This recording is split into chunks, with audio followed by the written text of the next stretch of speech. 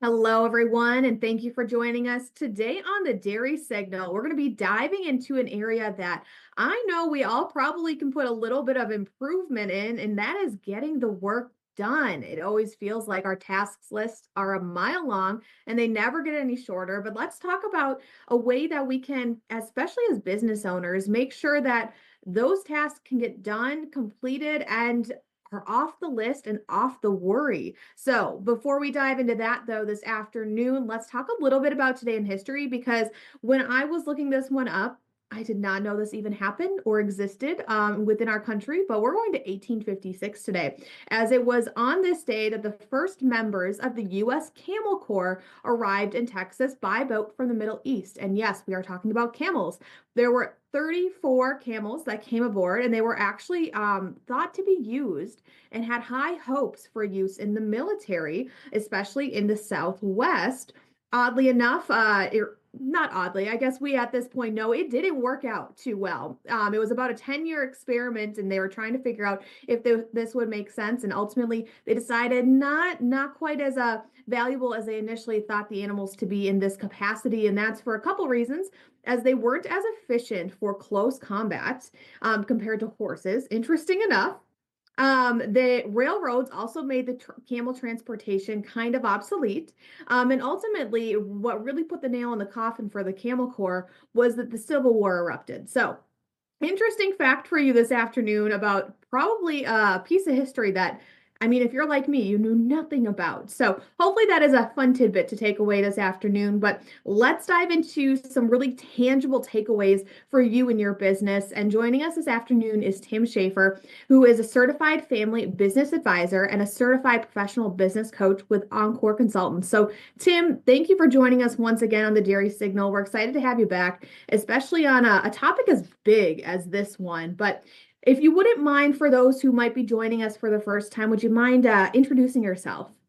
Work with farm organizations all across the U.S. and Canada as well, and really falls into three different areas: helping them scale up, succession planning, and then also leadership development. And a lot of times there's a lot of overlap between that.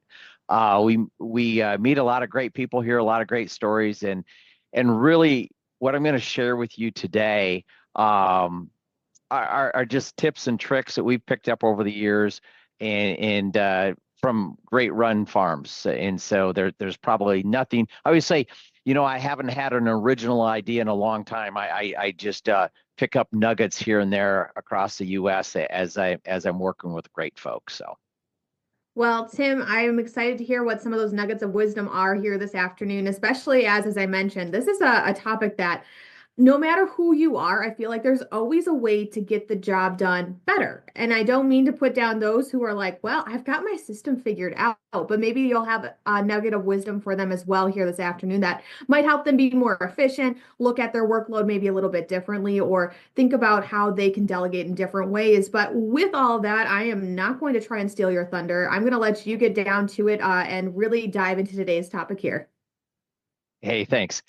Uh, the title today is getting the work done while not going crazy. And the interesting thing is that maybe you've heard the adage, if you want something done, give it to a busy person.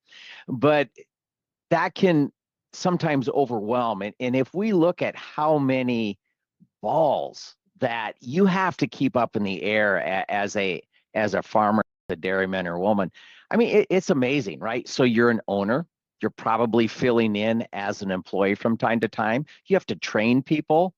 You have to do finance with bankers, accountants. You have to have the master strategy. You have to be an operational expert and just keep everything flowing. Probably some accounting work, maybe electrician, a mechanic, an agronomist, a father, right? A mentor, a coach. There's so many things that you have to keep up in the air, and it can truly be overwhelming. And I like this comic, and it talks about work life and balance, and basically, it says, hey, we do it all, we have no life, and finding that balance. I think it's different for every single person because let's face it, in farming, there never really is an off switch. Uh, but we have to really ask ourselves, how much time is enough? Like, how much do you need to give it to the farm? How much is healthy? And what does the farm need? And a little bit on health. We're not going to go into it a lot today. Um, but a little known fact to it is that the suicide rate amongst farmers is quite a bit higher than other industries in the US. And so we really can't ignore that farming takes a big toll on our bodies and on our mind. And probably part of this is, let's face it, there's a lot laying on your shoulders, and we call it the Superman complex, right? The Superman has to, you know, come in and save the day, be the problem solver, fix it, right? They get the call and they spring into action. But the question is that really necessary? I mean, and that can feel good to us because we feel like we're needed and everything. But I just remember working with a farm, and as we were going through the process, we were in a strategic planning retreat, and they were so burnt out. These two owners were burnt out, and they were in their young 30s, completely exhausted. They looked it too. And when as we were going through the accountability blueprint, which we're going to talk about a little bit later, they looked at each other and they're like, well, no wonder we're exhausted. We've like our employees, all they're doing is taking task lists from us. They're really not taking anything off of our shoulders. So, Tim, I Yeah, want to ask a question on that real quick, especially when you're talking about, that young couple who felt burnt out. And I yeah, feel like there's a lot of people that are or have been in similar yeah. situations. But from those, especially in agriculture, do you find that it's kind of, I don't want to say an epidemic across the board, that everybody is kind of dealing with this in some way or another? Or is it exacerbated when there's certain situations like scaling up or expansion, if you will? Because that is a very stressful time in and of itself, and having to restructure adds to that pressure and that change. Or is it something that, regardless of where a farm or family entity may be, that this is something that is kind of an issue? Um, yeah, it I think everyone has it, and especially agriculture goes in seasons, right? So we know that it's people are going to feel overwhelmed and stressed out, or maybe not overwhelmed, but they're going to feel the pressure, in the fall during harvest, during planting, and such like that. Um, but there are times like you mentioned two of them, a succession plan when we're trying to bring in the next generation and sort things out when they're trying to scale up, when they're expanding. Those are also times when the old ways of doing business, a lot of times you're sorting out what do we keep and what do we throw away. Like, okay, so we went from our herd size of 1,000 to now we're at 2,500, but we're managing it the same way, and typically that doesn't work, and it all ends up on the shoulders of the superhero, right? And so those two instances that you gave they definitely make it a lot worse. Um, and we as owners, we don't think of ourselves as needing a work-life balance. And I guess I'm kind of on the fence a little bit because it implies that it's 50-50. And I don't think it'll ever be that, but it is really important to our employees that they have some sort of a work-life balance. It's right up there alongside of salaries and benefits. So it truly is important. Um, then we get into what I call moving from a doer to a delegator. As farms scale up, as you're bringing in the next generation, as you're expanding, um, we can't do all the work ourselves. We just simply can't. And we need to really move from delegating tasks to delegating outcomes. And if you think about it, like a task list, we give somebody a task list, they do it, and then we have to figure out, did they get it done or not? And so that requires more communication. And then it really only solves the problem just for a little bit. And so you can feel like a command and control center where do this, do this. Here's a task list. Let me know when you're done. And it's very, it can be a lot of fun, but it also limits growth. When farms can get to a spot where they can delegate outcomes, where they can say, tell you what, employee, this one piece, you take it, you run with it. These are the outcomes that I'm looking for. And now as an owner, you don't have to think about that again. Right. But that requires, clear direction, clear accountability, and just, looking at systems and processes. But moving from doer to delegator is really, really, really important. One of the areas that we work with is called the accountability blueprint. And what it is, it's a process of mapping out all the work that needs to be done on the farm. Instead of worrying about titles and things like that, you just simply map out. And for those that are watching, we have an example here where it says, okay, we have a crop area, we have a shop maintenance area, we have maybe HR and admin. Maybe there's another one over there that's the dairy. We had to shrink this up just to get this on the slide. But you start mapping out all of the different work areas with enough detail, and then you start putting in people's names. And what you're looking for are places and areas where maybe the owner, maybe things can be delegated, not the entire thing, but little pieces. And I always use the example of, yes, you could give somebody a task list that says, make sure all the cabs and the tractors and the payloaders are clean, right? Go clean them. Or you could delegate that one piece to an employee and then not think about it again, because that is that employee's job to figure out how often they need to do it, when they need to do it and how they need to do it. It is 100% off your plate. So you can start really chipping away at those things that occupy your time that maybe aren't high level that owners should be thinking of. And that's the accountability blueprint. Out of all the tools that we use, this is probably the most powerful. But it works best when the team can get together and map it out together. But a lot of times what people find is they go, oh yeah, no wonder we're exhausted. Our names are everywhere on here. So Tim, before we move on from that, because I think that accountability blueprint for somebody like me who's a very visual person, it's a great way to visually see, like you're mentioning, who's doing what and where. But one of the areas that I have a question about is, when you're going through this right now, say you have, limited staff, or that who you have on your team is who you're going to get. And I don't mean that in a bad way, but you're just not at the point where you're able to maybe add another person. But when you break it all down, it's still an overwhelming amount of responsibility on whether that be certain employees, yourselves as owners, or anywhere in between. You see that still heavily falling on one person or another. What do you do in those situations? So it doesn't fix it.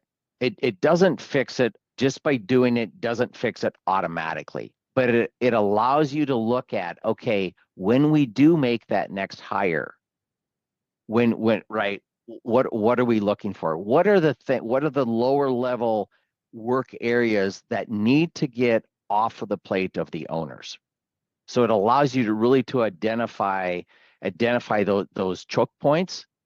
But there's also a component of it to say, wow, all we have are people that on our team that can, like you said, we have what we have.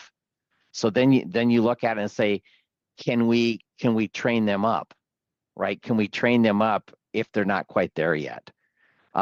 It's a starting point that really gives you clarity on where it's at today. I always like to say you build one that where you're at, and then build one that's about 2 years out. And that will show the movement that you'd like to take place, or that should take place over the 2-year period. That's really interesting, and also a great way to think about what's next, but I'll let you keep going on here.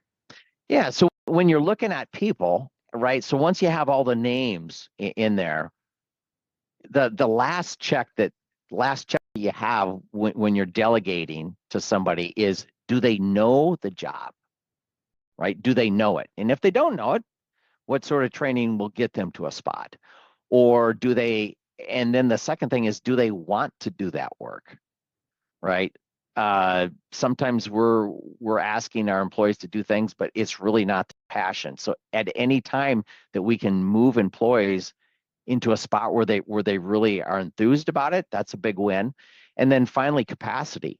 Do they have the time capacity? Do they have the mental capacity to learn it?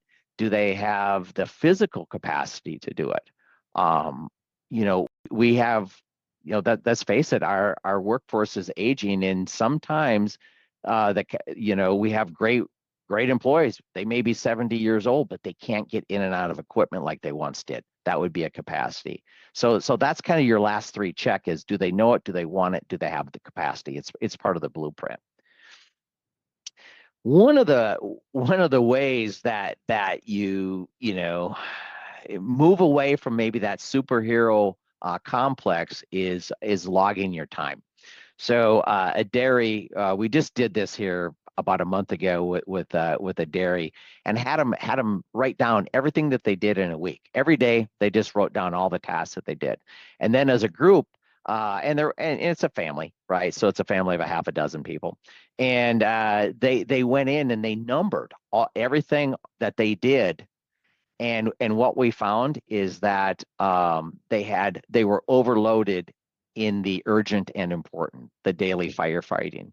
And the number two area where it's important but not an emergency, there was hardly any work there.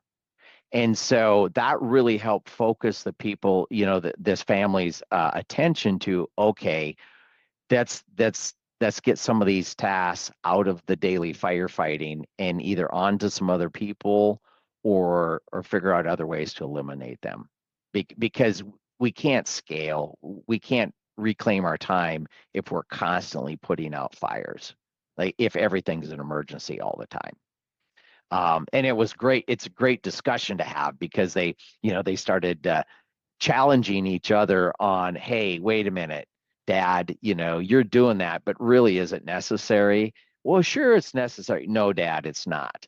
And so they were able, in good spirit, to work through that. But it's a great exercise, and most people spend way too much time firefighting.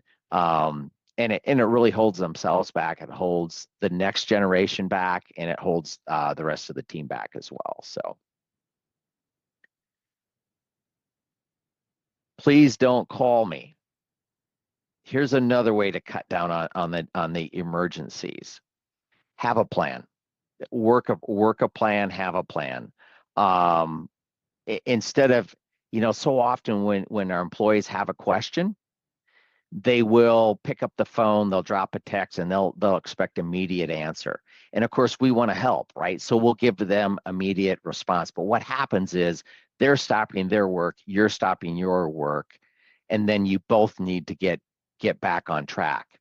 As a owner, as a CEO, as a team lead, whatever, interruptions are a productivity killer. And I just remember one of my clients, he was working on the budget and really deep in the spreadsheet, and all once there was a knock on the door, and there's one of his employees, and he had a big bolt in his hand with a nut, and he hadn't seen this employee in like 2 weeks, hadn't talked to him, had no idea what this employee was up to, and the employee stood there and said, we're out of bolts. And that's really where when it hit this owner, he's like, why is this employee standing here? Why is he asking me about bolts? Like this is an interruption that somebody else should be taking care of. And he needed to, it's great to have an open door policy, but any more open door means abuse my time. And I don't mean to sound elitist, but you need to reclaim your time from your employees because they can take advantage of all these concepts like servant leadership as well. And so having some having some guardrails around when people can interrupt. And a lot of times that's that third point in there. That's have a meeting. We're going to talk about these things, and then we're all going to go do our own work and not interrupt each other. So, Tim, I think a really good question off this one to ask is when we're thinking about this, you know, it sounds all good to be saying, okay, well, here are the guardrails. Please do not interrupt me unless it truly is an urgent emergency. Mm-hmm. But how do you also help your employees or encourage them or train them to have that action seeking mindset in order to feel comfortable with making some of those calls either themselves or with their supervisors versus having to go up the chain to feel like they have to or they need to? Because oftentimes from those who I talk with, they feel that that's the situation, is that they can't make that step without somebody else's approval per se. But when you're changing that shift or that mindset, any tips to help people get there? Yeah, that's great because it just doesn't happen overnight. It does, first of all, the employees have to realize that yes, you're serious. You expect them to problem solve. But there's a farmer out in Kansas. He had a great way about him, and he would get interruptions all the time, all the time. And so his way to fix it was they would come with a problem. Hey, boss, I got this problem, and he would listen, and then he would say, well, what do you think that we should do? And then he would just be quiet. And at first, the employees were like, whoa, whoa, well, I'm asking you, you're the boss. No, no, no. What do you think? Like, what do you think we should do? And basically, this owner said, if it sounded somewhat reasonable, he says, I would let the employee run with it. And he said it took about 6 months, but in about a 6 month time, people knew that if you went to the boss man, you better have at least an idea on how to fix it because he wasn't going to let you get away with not having an idea. And over time, guess what? There was fewer and fewer things that he got interrupted with. That And it is was pretty simple. What do you think we should do? that's a great question to not only ask employees, but sometimes to even ask yourself, like, okay, take a step back and see it from a different perspective. So I Mhm. love that, but I'll let you continue on here. Yeah. Yeah. And I say come with a question, but come with the solution, right? If somebody's going to come and interrupt your time, come with a solution. Don't put the problem solving on the owner. Kind of the same thing as what do you think we should do? Um, I'm just a huge believer in meetings, and probably the farms that have the fewest meetings are family because they see each other socially, part of family, and they see each other at work. But these are even more critical on family farms, and there's a number of different ways that you can meet. I'm not saying that everyone has to do it exactly the same way. Um, but when we visit with employees and when we visit with family member, it's in the top three of problems is communication. So we're just not communicating near enough. Um, the military has a saying, slow is smooth, smooth is fast. And how they apply it is they slow things down. They meet, they talk about it, and then they go and they do their work and they're executing it. And because they're able to execute because they planned it and talked about it ahead of time, there's fewer interruptions, fewer questions and issues like that. Um, I think back to an outfit. They there's actually two silage harvesting companies, and they have the exact same equipment, the exact same. They're running in the exact same fields for this dairy, and they're pulling employees from the exact same employee pool. So they're almost the same. Their trucks are the same. Everything's the same. But interestingly enough, one of the crews spends time having daily huddles and debriefs, and they're carrying over information from the previous season to look for improvements. and they're on the same radio net, so they can hear each other's crews. One of the crews that is the least efficient, they're talking and jabbering and asking questions, and there's chaos. And the ones that have, they don't even have to hardly talk to each other because they've pre-planned it, and their tonnage is always higher, always higher. Same field, same equipment, same everything. So I really want to push back, and anybody says we don't have time to meet, I say you can't afford not to meet. And that can be as simple as a daily huddle. We call them momentum meetings, which are weekly. There's lots of different ways to handle those. A great meeting has to have a defined purpose. Hey, are we solving a specific problem? Are we going to debrief what went well or what didn't go well? Are we planning for the season? Then people have to be prepared. They have to show up on time and participate. And finally, the last point is people will love to come to meetings if there's progress.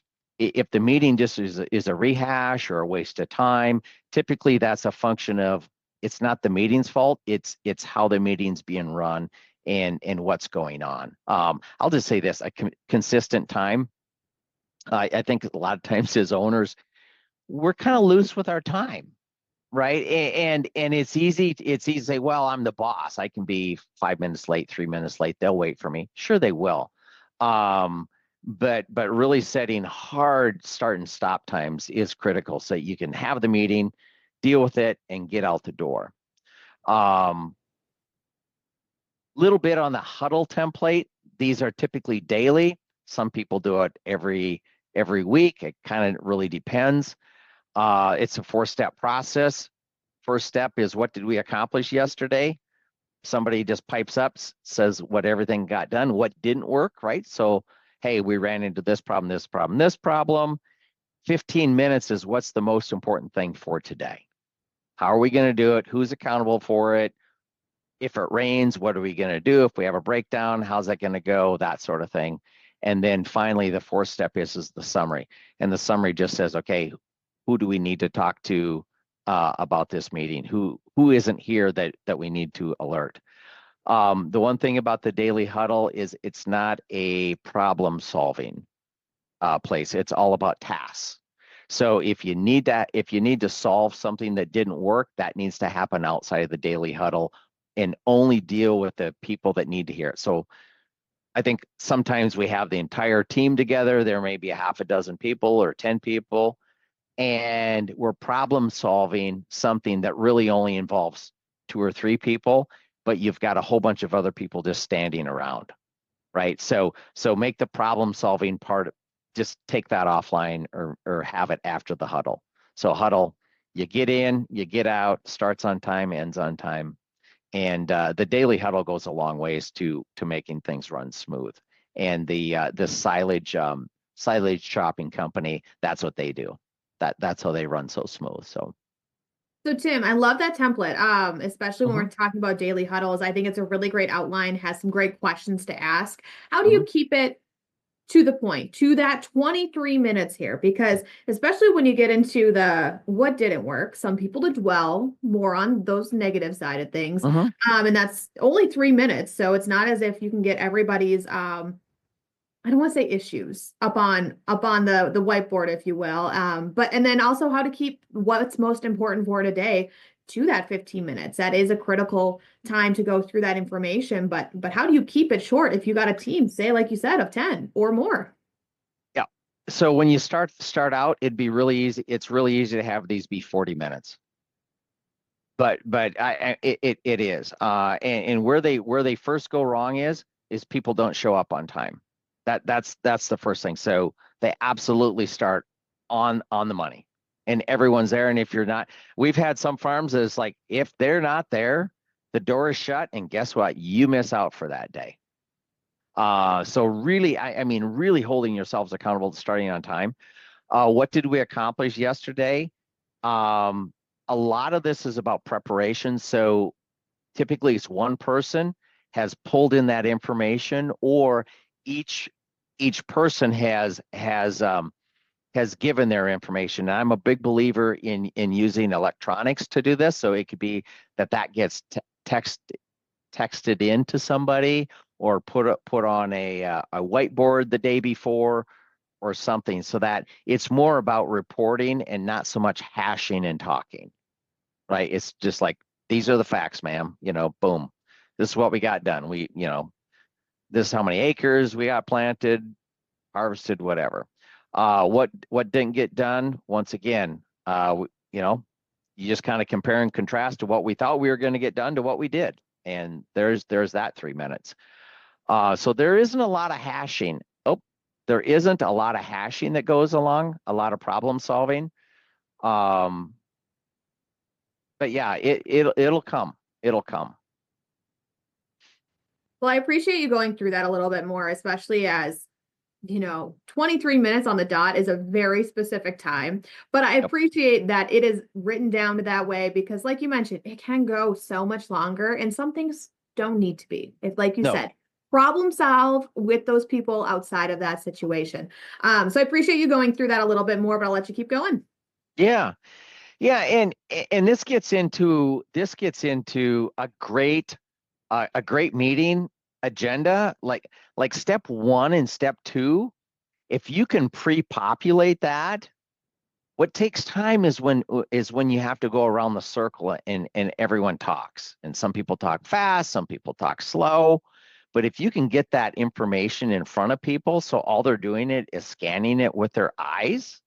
Maybe it's on a whiteboard, maybe it's on a big screen in the office or the shop or wherever, or maybe it's on their phone. If they can just scan it with their eyes because it's already pre-populated, because that goes, you can actually go shorter than 4 and 3 minutes on this.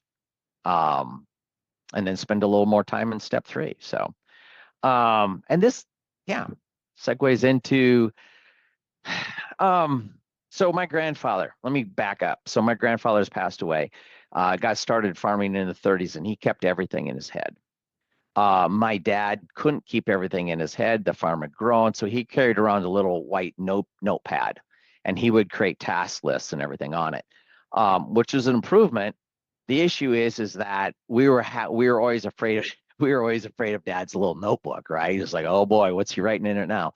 Um, eh, but the bigger issue as the farm scaled is no one knew what was in Dad's notepad, right? So it was on him and no one knew it. So we really couldn't anticipate. And now with tech, but there weren't cell phones back then and such like that. But now we have the ability for real time communication, task lists, access to everyone, uh, easy recall of history, what happened a month ago, putting on who's accountable for it, what got done, what didn't get done. There's so many different things that go from, I'll say, from notepads to whiteboards. Whiteboards are in a certain spot, to now it's no longer maybe even a whiteboard. Probably often isn't the right answer either. It's like, get it in somebody's phone, so it's real time. And there's so many great tools out there. You may have seen an advertisement called Skylight Digital Calendar. It's for families, right? It's in real time. There's digital checklists that we can create. There's all sorts of apps out there like Trello, like Grip Ag, big screen TVs that are cheap anymore, where you can just put stuff up. Uh, Excel spreadsheets, using Slack, using WhatsApp. There's so many different things that can be done to really put that information in people's hands. Um, I love task lists in people's hands, because then when the situation changes, it's so much easier if your employees are spread out all over, for you to update their task lists, and they just get it on their phone, and you don't even have to talk to them, right? So much as a farm scales, we're spending so much time on this. Hey, did you do it? Yeah, I got it done. Okay. This transactional communication, which really is best handled probably electronically, versus taking up so many people's times responding to a phone call. Yeah, big believer. And it's a game changer, some of these tools that we have available to us now, to where it's real time. It's real time, and if the work's getting done. You don't even have to ask. You just pull it up on your phone and see what everyone's working on. So that's yeah.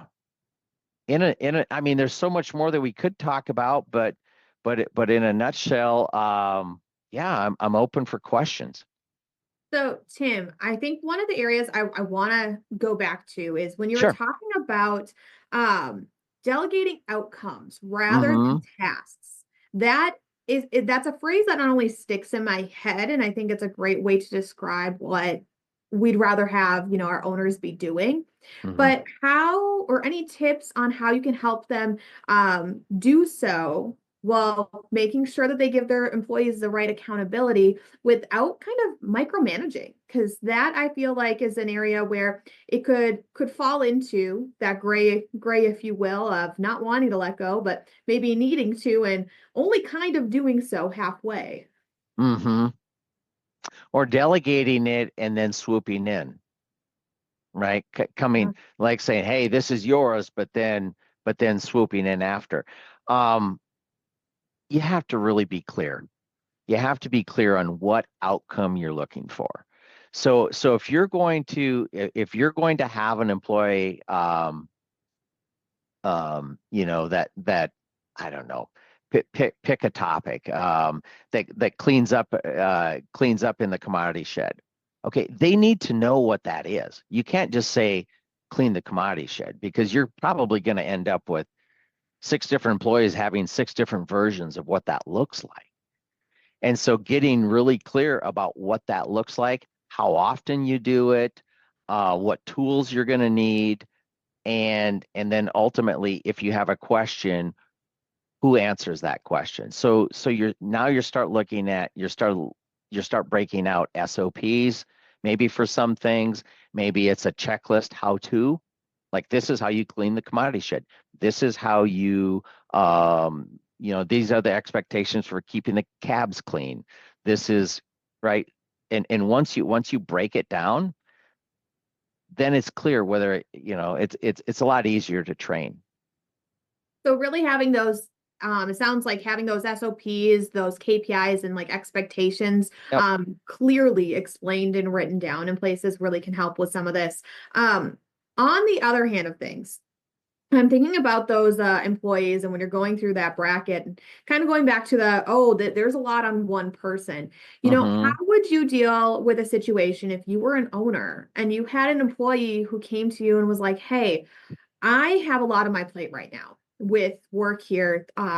These expectations that were put on me, while I appreciate the responsibility, just aren't going to be able to be met." What, as an owner, do you do to help restructure in those times to make sure all the work is getting done, Mm-hmm. without, transferring the stress and then the overwork to only another person? First thing you do, if an employee comes to you and has that conversation, you thank them profusely, because that is a very mature employee. Um, so often employees won't come to the owner with that. Instead, they may become grouchy. They may start to not be a team player, right? They're gonna feel that pressure, and that energy, that negative energy, is gonna go places that you don't want it to go. So the first thing, if an employee comes to you with that and just says, "I am just overwhelmed," you thank them immediately, and then really break down, not to harp too much on that accountability blueprint, but maybe just map out everything that they've got, and then look at their team, because it may be that some of it's self-inflicted. Often it is. And really try to peel off, are there small things that other people can take. um Most of the times there is, and sometimes it's symbolic more than anything, but just knowing that they don't have all that, that somebody like their boss or their owner is working with them, makes it bearable. makes it tolerable that they can get through. But I think longer term, that definitely has to be fixed. We can't be, unfortunately, we overwork our best employees and probably don't expect enough out of the employees that are maybe in that bottom 20%. That's an And interesting way to think about the employee structure right there, just with that phrase. It makes sense because like you were saying earlier, you give the most work to the overworked, they tend to get it done, but it really can cause some of that burnout as well that you mentioned before. and and often you'll never know it until they're gone. Right. Slightly different topic. Your key employees, if you're not having one-on-one meetings with them, not employee reviews or anything like that, but hey, how's it going? How's the work going? What questions do you have? Those check-ins need to happen so that we're not burning out our best employees. Now, Okay, another question for you. Going back to when we had that 1, 2, 3, 4, that grid on the screen, it was talking about urgency and emergency versus, yes, this one exactly. The important and urgent, not so urgent, all the way last to not important and not urgent. That I feel can get very subjective depending yeah, on who you are and your yep, priorities. So, how yep. do you keep that, especially within a family unit and a family business? Oftentimes, I should say, how do you get everybody to feel like they're in the same quadrant on a topic or a workload or whatever the case may be, so that what somebody deems as important and urgent isn't really actually not important and truly not urgent?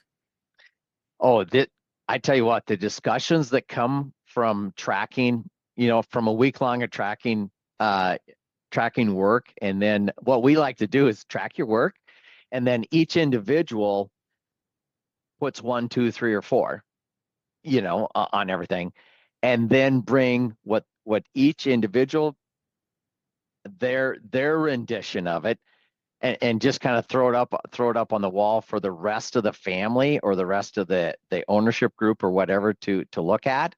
That's where great discussion comes from. And you're 100%. It is subjective, but so often what you're going to find is you're going to find, owners that are worth hundreds of dollars per hour. They don't think of them that way, but it truly is that way, doing $20 an hour jobs. And that the discussions that arise from that, that's really where the magic happens. Because most of us are somewhat blind, when we only look at it ourselves. That's a very It's a lot of fun, I actually. was gonna say, I think your version of fun and my version of fun are a little bit different here, but it would be interesting nonetheless.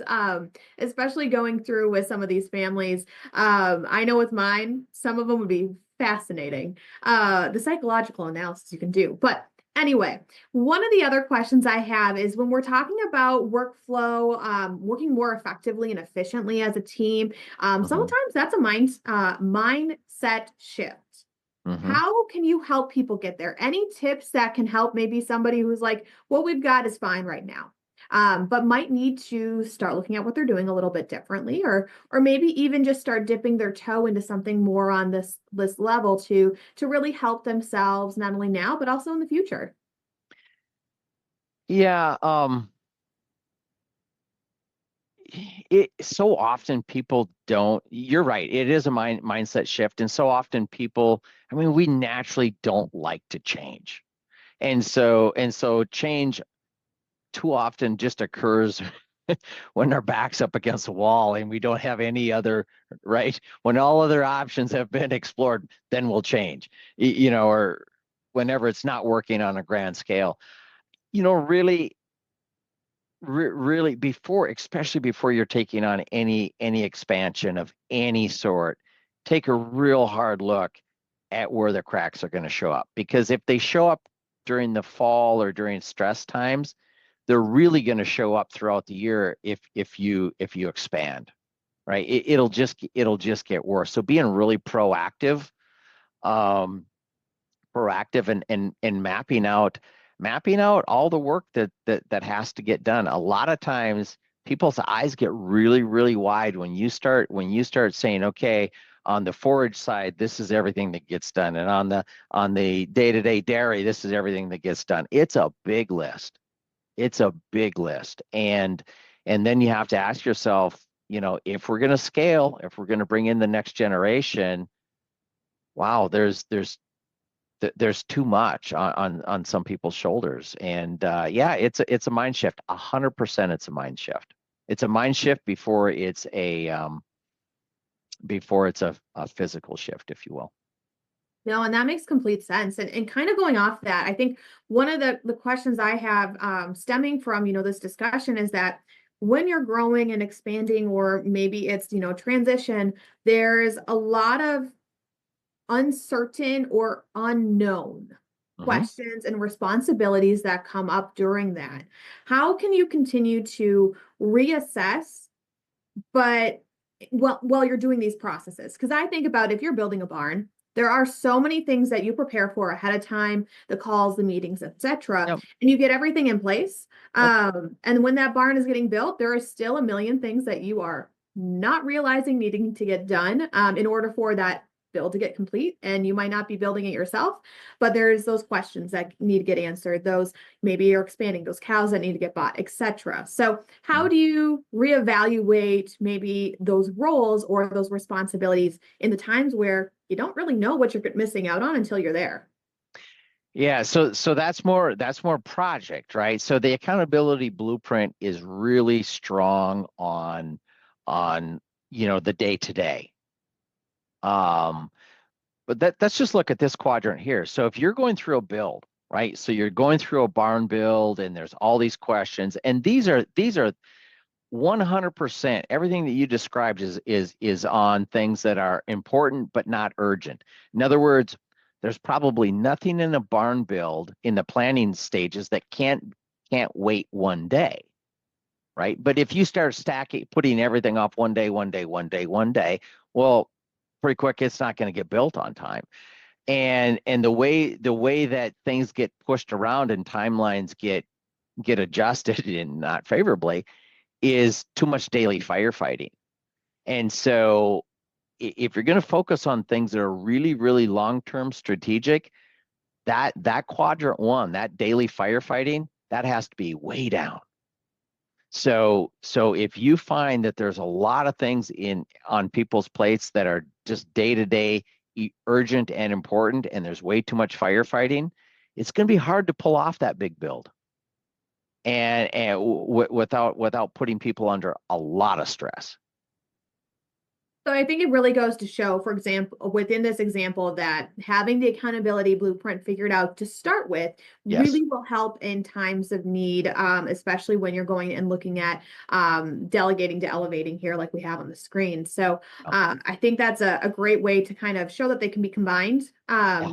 and how they all work together. But Tim, what else have we not talked about? Is there any message or key area that you want to hone in a little bit more on, or an area that, from your experience of working with other families and businesses, that you have found to be extremely important or extremely helpful when talking about workload, delegation, and making sure that, this business is successful? Yeah, we need the big beneficiaries. Now we've kind of approached this topic from an owner and reclaiming the owner's time and such like that. But you ask, it might be why. Let's talk about employee engagement, right? We need employees. We need to have them engaged and enthused. A beneficiary, besides reclaiming the time of the owners and the leadership team by effective delegation, is the employees really like it as well.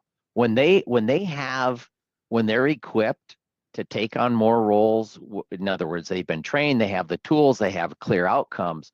When they have those and they have added responsibility, it feels so good to them. They like it, and employee engagement goes way up.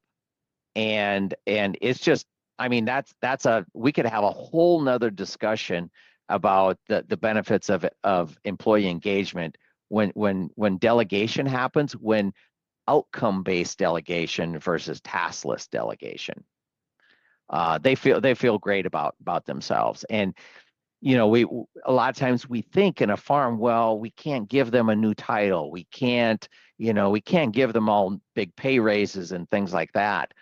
But yeah, we can make them accountable and in an area that they know what they're supposed to do, they're enthused about it, and they have the capacity to do it, right? They know it, they want it, they have the capacity, it's clear, and then they become the expert, right? The employees then become the expert in that one area. It's a great, like I said, we could talk for another hour on that one. It sounds like it's a really good byproduct of, having this workload figured out in order to have great employee engagement, and they go Yeah. hand in hand. Tim, we are wrapping up our time with you this afternoon, but from today's discussion, what are one or two key areas that you really want producers to be thinking about or actively doing after today? Yeah, probably just either mapping out your accountability blueprint. If you want an example, I can probably email you one. If you really are curious with how other people view how you look at your time, how the other people on your team view their time, track your work for a week, and then have that discussion whether it's quadrant one, two, three, or four. And that will probably open your eyes quite a bit to really solving this problem of getting work done without going crazy.